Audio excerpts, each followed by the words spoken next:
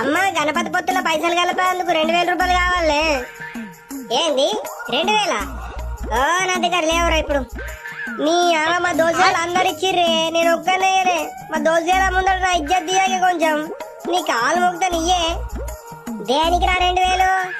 మీరు తాగుడు బుక్కుడు తందనాలు చేయడానికే నారా 2000 రూపాయలు?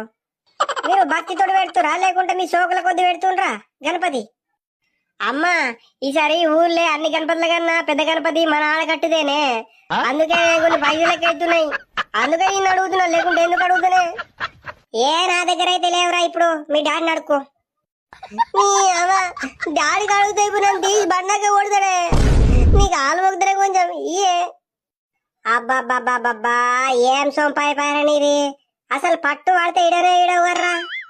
సరే సరే పైసలు ఇస్తా గాని బడి బంద్ చేసి గణపతి కాడు ఉన్నట్లు తెలాలా కొడుకా, నీ పెయి సున్నమే ఎత్తా చెప్పు.